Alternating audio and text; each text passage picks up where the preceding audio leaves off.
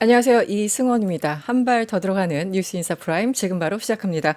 오늘 대담한 대담 시간이죠. 서강대 왕선택 대우 교수님과 함께합니다. 어서 오세요. 안녕하세요. 네. 네. 교수님을 이제 자주 보게 될 것 같아요. 아, 그래요? 네. 연말에 북한 이슈들이 워낙 많이 터져가지고. 글쎄 말입니다. 네. 많이 찾아와 주십시오. 아니 그런데 일단 이거부터 할게요. 대통령 유엔 연설이 있었잖아요. 네. 뭐 여러 가지 이제 듣는 사람들마다 포인트가 있었을 텐데 어쨌든 교수님의 관심사는 네. 북한 문제 쪽에 더 있으실 것 같기도 하고요. 그렇죠. 네. 이 엔드 이니셔티브 어떻게 들으셨어요? 네, 예상하지 못했던 부분이라서 약간 놀랐습니다. 왜요? 이번 유엔 총회 연설에서 저는 이재명 정부에서 제기한 북핵 문제 해결 방안이 이제 3단계 해결 방안이 이제 제시됐거든요. 네. 얼마 전에. 네. 그게 이제 중단, 1단계에서 중단, 네. 2단계에서 뭐 축소, 감축, 네. 3단계에서 비핵화, 네. 폐기. 폐기. 이렇게 해서 비핵화를 이뤄나간다라고 하는 것이 이제 이재명 정부의 북핵 문제에 대한 구상이고 새롭게 제기된 거라서 유엔 총회에서 그 부분을 아주 이제 대내적으로 공식화하는 계기가 되지 않을까라고 했는데 그 부분이 들어가긴 했어요. 네. 했는데 이 부분도 같이 들어간 거죠. 약간 다른 네. 맥락이 있기 때문에 네. 좀 놀랍다는 생각이 일단 들었고요. 또 하나는 이제 좀 긍정적인 요소를 보자면 이재명 정부 또 이재명 대통령이 북핵 문제를 해결하겠다는 의지, 구상 이런 게 많이 있다. 곧 해결이 될 거다라고 네. 하는 긍정적인 전망을 주는 데는 도움이 될 수 있다. 네. 그런 쪽으로 보면 긍정적이죠. 반갑습니다. 네. 그런데 그 내용을 보면 일단은 북핵 문제 해결 3단계 해법과 이게 같이 가다 보니까 네. 초점이 분산되는 거죠. 네, 이게 메시지 관리를 할 때 좋은 상품을 두 개를 동시에 내놓기보다는 첫날에는 A를 팔고 둘째 날은 B를 팔아서 양쪽 다 스포트라이트를 받으면 좋겠죠. 네. 그런데 이게 A와 B와 C가 같이 같은 날 나가면 좋은 상품이 주목을 못 받을 가능성도 있고요. 예를 들어서 이 END 이니셔티브의 문제는 북핵 문제를 해결하기 위한 구상이 아니고 북핵 문제를 해결하는 과정에서 그 뒤에 있을 좋은 상황에 대한 얘기예요. 네. 네. exchange 교류, 네. normalization 관계 정상화, 네. denuclearization 비핵화 문제가 모순이 해결된 상태 이후인 거죠. 완전히 해결된 건 아니지만 네. 이 이제 북핵 문제 해결 3단계 해법은 이렇게 해서 해결하겠다라는 논지로 돼 있죠. 네. 네. 그러니까 체계성, 논리성에서 볼 때 네.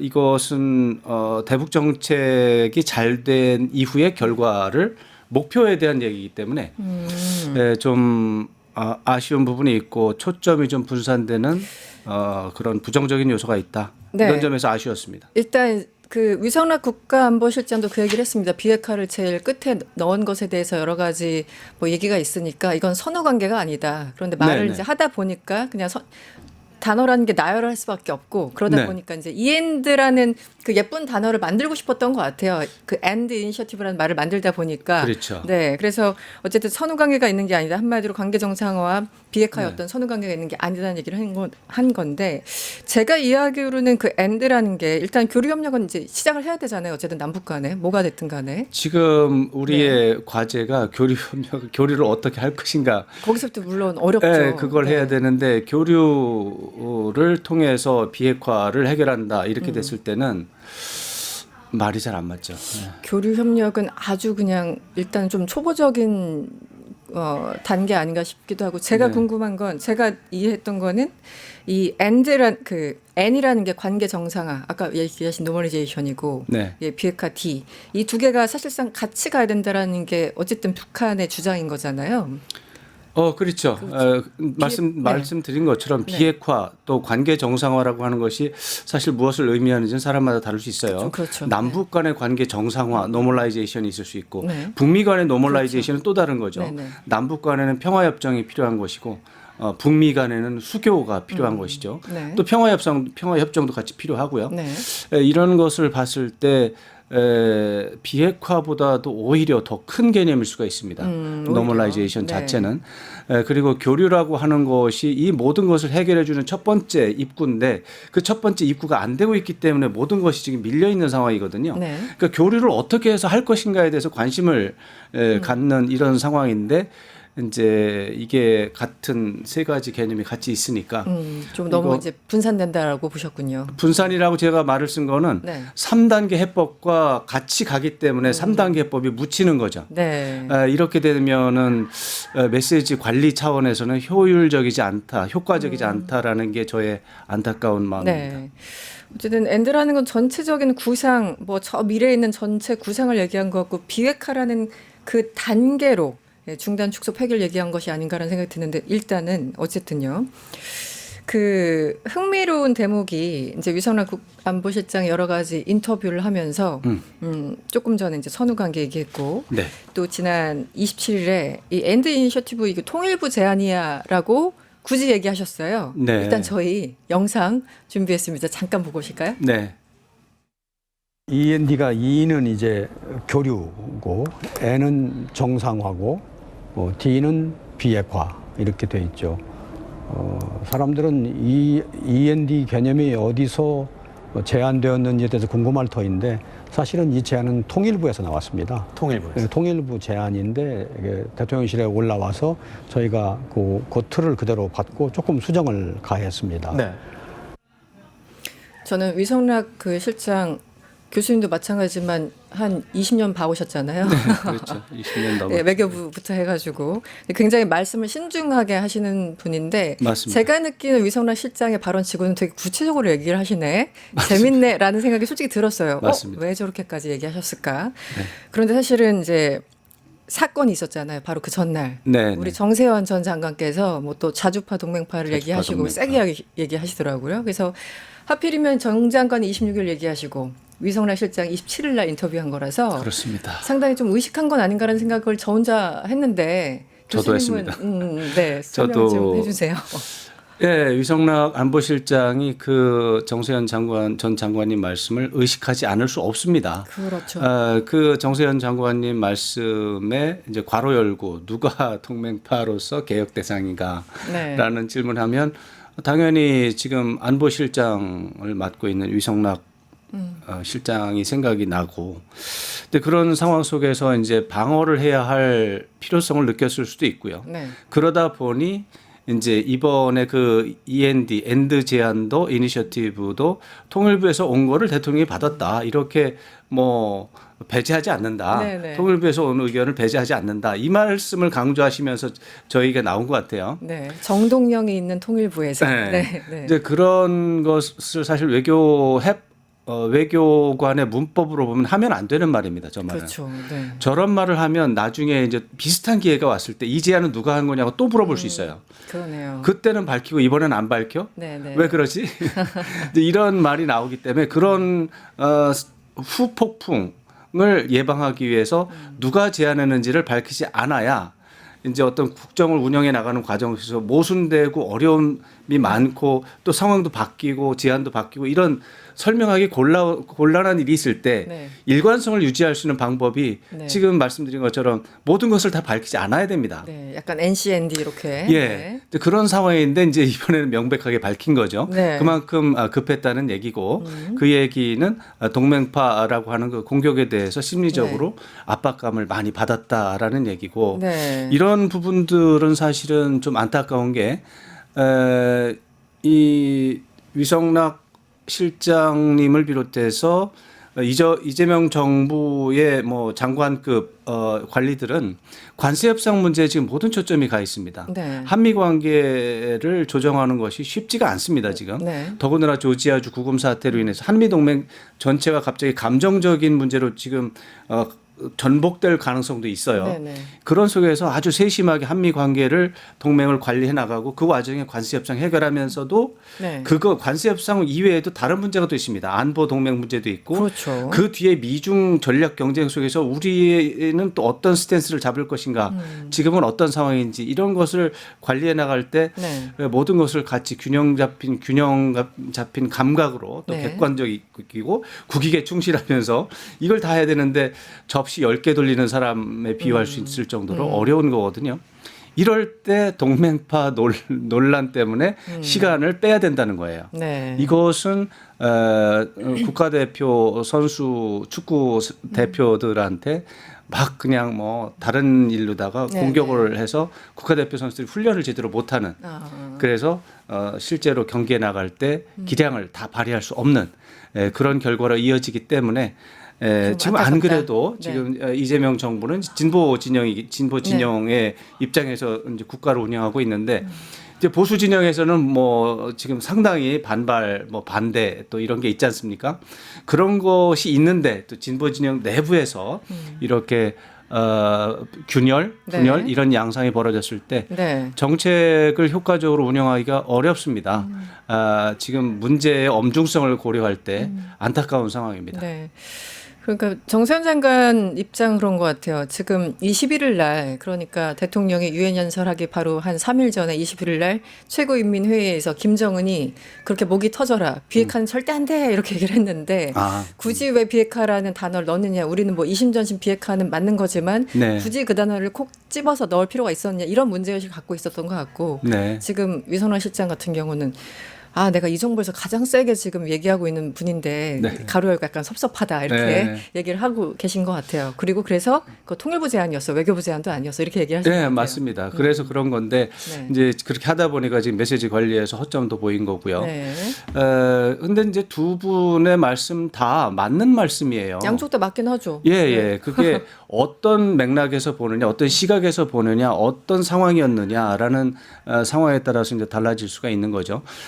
정세현 장관님 말씀 당연히 맞는 말이에요. 지금 김정은 위원장이 비핵화 안 하겠다고 저 정도로 얘기하는데 뭐하러 그걸 콕 집어서 얘기하느냐, 정확히 맞는 말씀인데 또 위성락 실장님 또는 네. 이제 이재명 정부의 공식적으로 나온 견해에서는 비핵화가 이제 콕 집어서 나온 거죠. 또 그건 또 목표니까. 네. 이게 왜 이런 차이가 있느냐 하면 협상이 이루어졌느냐 이루어지지 않았느냐라는 또 근본적인 상황에 대한 입장에 따라 다른 거예요. 네. 그러니까 정세현 장관의 입장은 협상이 이루어지지 않고 있으니 북한을 자극하지 말고 네. 그래서 협상을 시작을 한 다음에 비핵화를 얘기하면 되는데라고 하는 그렇죠. 그런 접근법인 거고 지금 이재명 정부에서 공식적으로 나온 이 입장은 양쪽이 협상 시작이 안 됐으니까 김정은 위원장 자체도 협상이 시작됐을 대비해서 이게 바를 높여놓은 상태니까 네. 우리도 바를 높여놔야 된다라는 입장이죠. 네.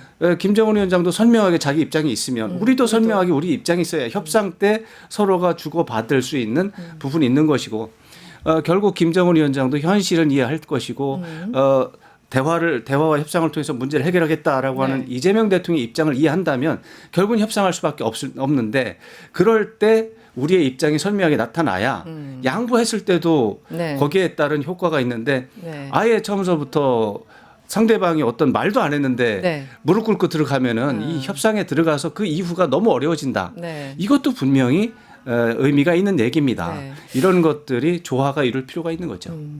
사실 방법론인 것 같아요. 어떻게 접근하느냐. 물론입니다. 네, 네. 뭐 비핵화 정세현 장관이라고 비핵화 원하지 않으실 분도 아닌데, 근데 그렇죠. 어쨌든 방법에 있어서 어프로치를 조금 더 섬세하게 하지, 아니면 이쪽은 아니 그래도 일단 원칙적으로 해야죠. 이런 차이가 조금 미묘하게들 있는 것 같아요. 의견의 차이는 언제나 있습니다. 어디서나 있습니다. 네. 그것을 메시지 관리를 어떻게 하느냐가 문제가 되는 것이죠.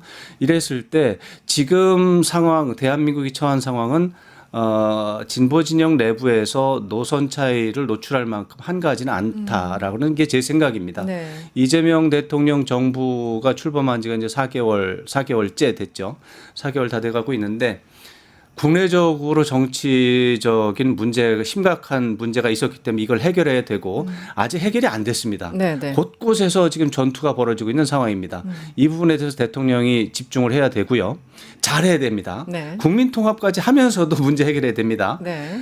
이 그런 상황에서 지금 트럼프 대통령, 뭐 푸틴 대통령 뭐 등등 해서 국제사회가 심하게 요동을 치고 있고 혼란 상태입니다. 대혼란 상태입니다. 이럴 때 대한민국이 좌표를 잘 잡고 난파하지 않고 잘 가는 것도 오직 이재명 대통령의 책임입니다. 두 개 다 해야 됩니다. 국내 과제도 해결해야 되고 국제 네. 과제도. 근데 국내 문제는 사실은 편이 정해져 있어요. 네. 지금 진보 진영이 보수 진영에 대해서 사실은 이제 교훈을 가르쳐 준달까? 네네네. 컨트롤 타워는 이미 진보 진영이 잡고 있는 상황입니다. 그렇기 때문에 조금 더 수월합니다. 네. 국민의 어떤 지지라든가 이런 것도 조금 더 유리하고요. 네. 그러나 국제 상황은 그렇게 녹록하지 않습니다.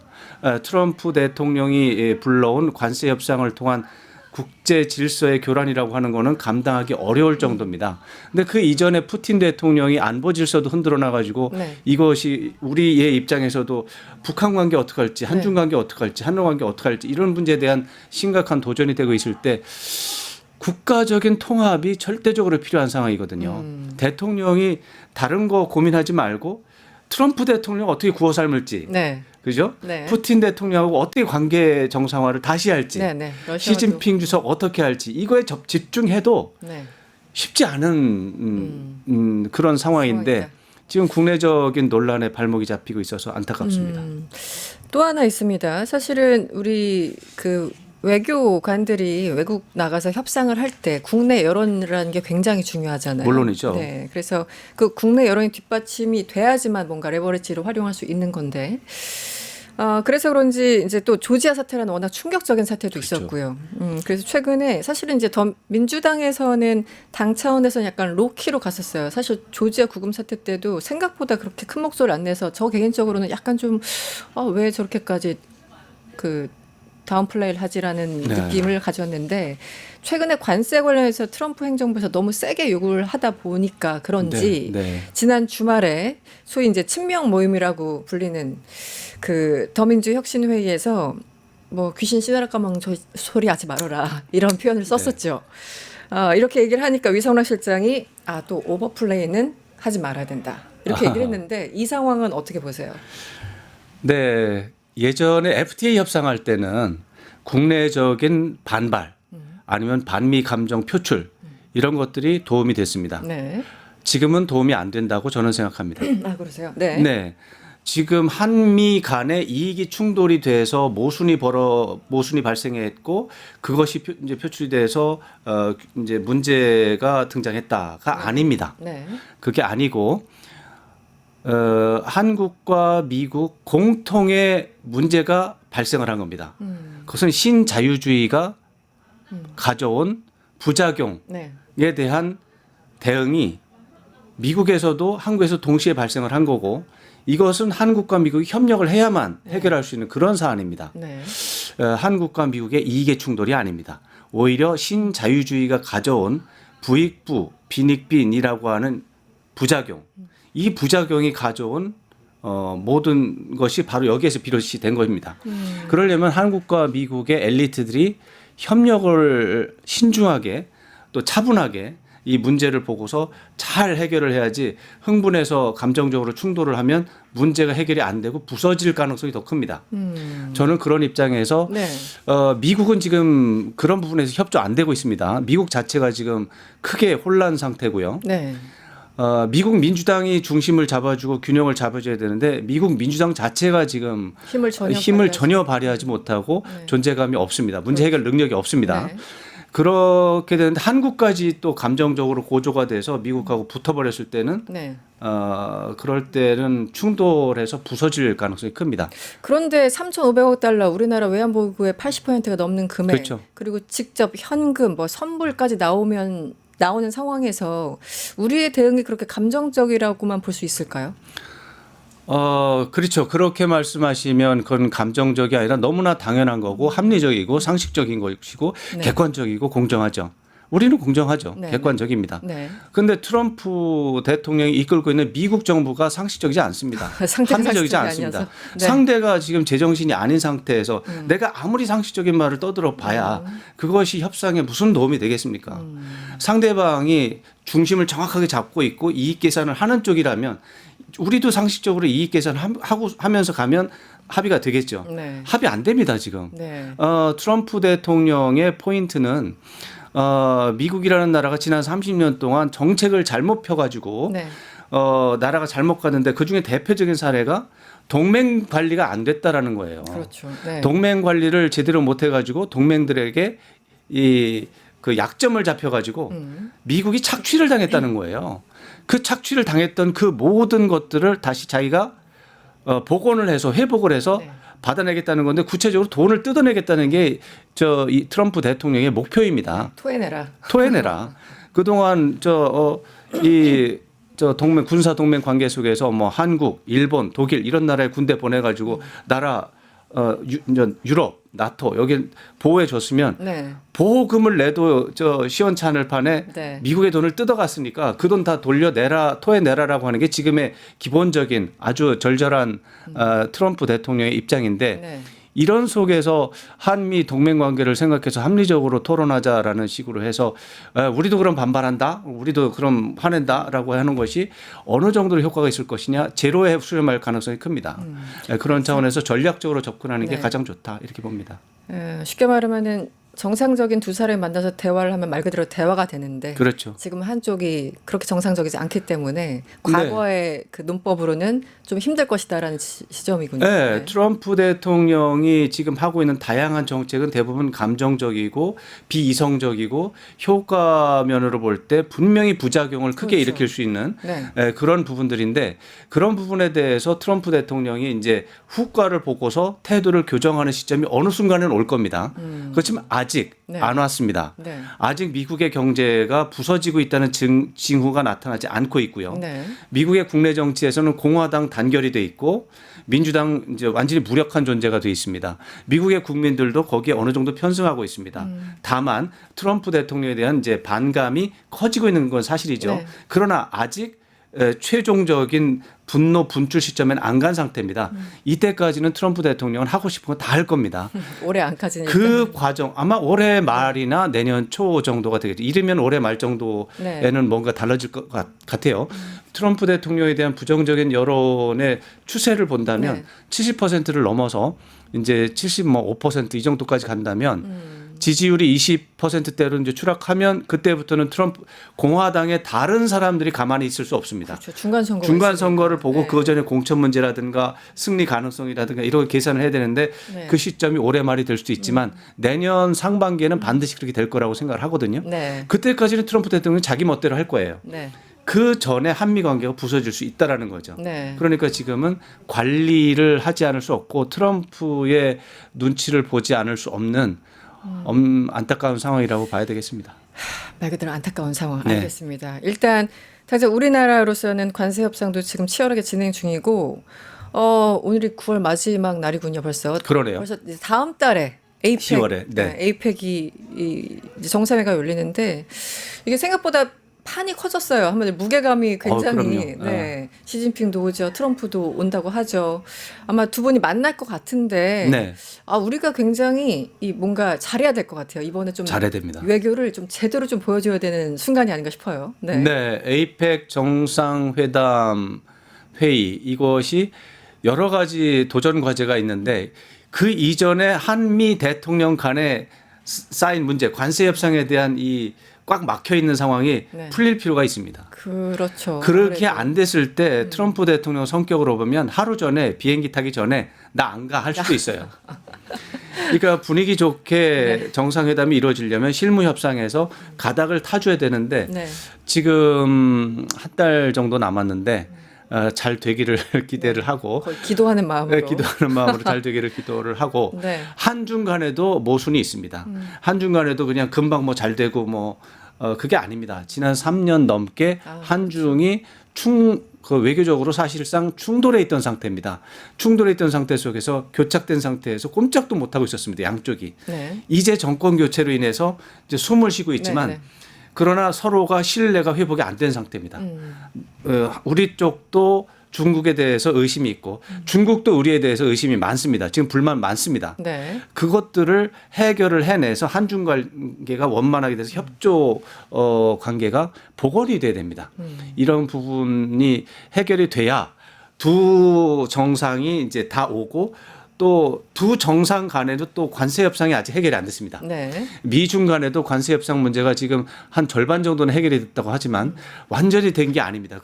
네. 그게 완전히 해결이 안 되면 경주에서 정상회담하기가 어려울 수가 있습니다. 실무 협상이 미중 간에도 한 달 이내 해결이 돼야 됩니다. 네. 그래야 미중 정상이 거기서 웃는 웃으면서. 얼굴로 네. 악수하면서 사진 찍으면서 스포트라이트를 즐길 수가 있는 거죠. 그게 안 되면 아마도 약식 회담으로 그냥 악수하고 그냥 약식 회담보다 잠깐. 더 낮은 단계로 네네. 끝낼 수가 있어요. 뭐 5분 10분 그래서 그런지 이 23일이었습니다. 그러니까 일주일 됐네요 벌써. 이 데이비드 퍼듀 주중 미국 대사가 네. 지금 굉장히 한 6년인가 7년 만에 미국의 하원 의원들이 이제 단체로 베이징 가가지고 네, 회의를 네. 하고 있는데 그 미국 하원 의원들을 만난 그 자리에서 하여튼 주중 대사가 아니 이번에 에이펙 때 미중 정상회담 하긴 좀 힘들어. 아마 내년에 할 것 같아. 이런 얘기를 그냥 덜컥 해버렸어요. 네. 지금 말씀하신 그 맥락에서 보면 뭔가 잘 안 되고 있다는 느낌을 확 주네요. 잘 안 되고 있다라는 부분의 방점이 있다기보다는 협상이 진행되고 있는 상황 때문에 불안해하는 거죠. 네네네. 네, 협상이 진행되고 있는데 협상이 되긴 될 거라고 보는 거예요. 그러나 그게 에이펙 정상회담 이전에 깔끔하게 해결이 될지 네. 그래서 정식 정상회담으로 이어질지 아니면은 깔끔하게 해결이 안 되기 관세 협상이 깔끔하게 해결이 안 되고 관세 협상뿐만이 아니라 미국과 중국은 전략 경쟁이라고 하는 부분이 여전히 남아 있습니다. 그렇죠. 네. 이것은 해결할 수 없는 네. 앞으로 20년이고 30년이고 계속 끌고 갈 수밖에 없는 구조입니다. 네. 이 부분에 대해서 정권이 바뀔 때마다 미세 조정을 할 뿐이죠. 그 미세 조정이 아직 안 끝난 겁니다. 근데 그런 부분들이 좀 명확하게 되지 않으면 네. 정식 회담보다는 약식 회담, 약식 오히려 약식 회담보다도 더 짧은 그냥 약식 회동 정도로 네. 이번 에이펙 정상회담에서 두 정상이 만날 가능성이 있다. 이런 얘기를 하는 거고요. 그러나 그런 것들은 퍼듀 대사의 전망으로 보면 연말 안에는 다 해결이 될 가능성이 있다라고 낙관적으로 전망하는 것이죠. 그래서 내년 초에 트럼프 대통령이 베이징을 방문할 수 있다 이렇게 그렇죠. 연결이 되는 상황. 그러니까 두 정상 중에 하나가 상대국으로 가서 정상회담 한다라고 하는 것은 그 이전에 모순이 해결이 된 겁니다. 그렇죠. 그런데 이제 다자 정상회의에 가는 것은 모순이 해결이 안 돼도 갈 수 있습니다. 그렇죠. 다자 정상회담이라고 하는 부분과 다른 나라와의 관계가 있기 때문에 이제 그런 의미에서 에이펙 정상회담 이전까지는 뭐 모르겠지만 내년 초 이전에는 된다라는 것이 퍼듀 대사의 전망이고 그런 입장이라면 에이펙 정상회담도 네. 100점 만점에 100점은 아니지만 70점 정도는 이미 확보돼 있다. 이런 예상은 할 수 있습니다. 지금 시간이 많지는 않은데 저희가 얼마나 쓸 수 있는지 모르겠습니다만 사실은 오늘 이 질문 때문에 우리 네. 교수님 모셨는데 네네. 그래서 북미 정상회담 언제 열려요? 지금 네. 얼마 전에 제가 여기 나와서 말씀드릴 때 북미 정상회담 가능성 에이펙 계기로 네. 거의 없다. 네. 10% 미만으로 봐야 된다라고 네. 말씀드렸습니다. 그러나 그 사이에 뭐 바뀐 상황이 좀 있습니다. 상황 변화가 있죠. 네. 네, 김정은 북한 국무위원장이 중요한 연설을 통해서 미국과의 대화 의지를 밝혔습니다. 네. 이것은 뭐 조건을 상당히 높이 올려놓았지만 네. 분명히 대화 의지를 밝힌 것이고 그렇죠. 어떻게 보면 트럼프 대통령에게 공을 던진 셈입니다. 트럼프 대통령이 그 공을 받으면 정상회담 성사 가능성 네. 있습니다. 네. 그래서 정상회담 성사 가능성 저는 상당히 올려야 되는데 네. 30%로 봤습니다. 30%. 여전히 네. 70%는 안 된다에 네. 지금 있는데 그게 올해 안을 말씀하세요? 아니면은 트럼프 임기 내를 말씀하세요? 경주 에이펙 경주? 계기로 에이펙 계기로. 그것은 30% 정도로 네네. 올라갔지만 여전히 70%는 안 되고 올해 안이라고 하면 뭐 비슷합니다. 그러나 트럼프 대통령 임기 내에는 굉장히 가능성이 있습니다. 그렇죠. 근데 그 이유를 말씀드리면 네. 북미 정상회담이 이루어지기 위한 여러 가지 조건이 있는데 그중에 첫째는 북한 김정은 위원장이 의지가 있어야 된다. 네. 그다음에 트럼프 대통령이 의지가 있어야 된다. 네. 그다음에 세 번째 요소가 그 대한민국 대통령이 이 두 사람의 만남을 응원하고 지원하고 촉진하고 이제 조직을 해야 된다. 다 나왔는데요, 이미? 지금 말씀하신 세 가지? 근데 여기에서 네. 이것이 대한민국이 이걸 촉진하고 후원하고 응원하려면 네. 북한하고 소통이 돼야 됩니다. 물론 그렇죠. 소통이 안 되는데 어떻게 촉진합니까? 그래서 보조석에 앉는다고. 보조석에 앉는다고 해도 네. 서로가 같은 공간에 들어가기 위해서는 대화와 소통이라고 하는 그 사전 절차가 이루어져야 되는데 네. 그게 지금 끊어져 있는 상태이기 때문에 그러네요. 저로서는 대한민국 대통령의 의지가 있고 구상이 있어도 남북 소통이라고 하는 사전 절차가 아직 있기 때문에 이 부분을 봐야 되는데 아직 안 되고 있다. 그러니까 점수가 낮아진 거고 네. 또 북미 간에 기초적으로 비핵화라고 하는 이 부분을 어떻게 처리할 것인가에 대한 근본적인 의제 충돌이 있습니다. 네, 네. 이 부분에 대해서 제3의 방법을 통해서 우회하는 방법을 개발해야 되는데 아직 그 부분이 명확하지 않습니다. 비핵화라고 하는 것을 그래서 사실 대한민국 정부가 제안한 것이 거기에 제3의 우회하는 방법을 제시한 겁니다. 네. 3단계잖아요. 스톱, 중단하고 네. 축소하고 비핵화라고 하는 이 3단계 중에서 폐기라고 하는 이게 전체가 비핵화라고 할 때 네. 대한민국 정부는 북미 정상이 이 중단을 논의해도 그 수용한다는 거 아닙니까? 네, 일단 네, 입고. 지지한다는 거 아닙니까? 네, 네. 그렇게 되면은 핵 개발을 중단하는 것도 우리가 비핵화의 일부로 간주하고 수용한다면 미국 대통령은 비핵화를 주장하지 않아도 되는 거예요. 그러면은 형식 논리상 북한과 미국이 대화할 수 있는 제3의 우회로가 나올 수 있다는 것이고요. 네. 지금 하나의 고리, 네. 그러니까 남과 북의 소통, 대화 채널이 이루어지면 네. 경주 에이펙뿐만 아니라 이제 더 나아가서 트럼프 대통령 임기 내 북미 정상회담 가능성 80%, 90% 이상으로 높아집니다. 네. 그런데 그 단계까지 아직 안 갔습니다. 네, 알겠습니다. 말씀하신 한 서너 가지 조건 중에 한 세 개 정도는 그래도 약간 그 포인트 달성한 것 같고 어쨌든 그렇죠. 남북 간의 그 소통이 가장 핵심적이겠네요. 그게 뚫려야지만 사실은 이제 네. 제일 중요한 거는 북미 정상의 의지입니다. 네, 네. 그것이 거의 뭐 40% 정도의 의지가 필요한데 네. 기술적으로 이 남북이 소통이 안 되고 한미가 협력하지 않으면 북미는 제가 봤을 때 절대로 만날 수 없습니다. 알겠습니다. 네. 정동영 장관이 할 일이 많아 보입니다, 갑자기. 네, 그렇죠. 그러니까 어쨌든 이제 대화를 하자고 계속 이제 얘기를 하고 계시니까. 네. 알겠습니다. 오늘 시간이 다 돼서요. 질문이 여러 개 남아 있는데 다시 또 모시겠습니다. 아유, 감사합니다. 지금까지 서강대 왕선택 대우 교수님과 함께했습니다. 오늘 고맙습니다. 감사합니다. 유튜브 구독하고 실시간 채팅과 댓글을 남기시면 매일매일 7천 TTCO를 드립니다. 참여 방법은 통통물 어플을 다운로드하고 회원가입과 로그인을 해주세요.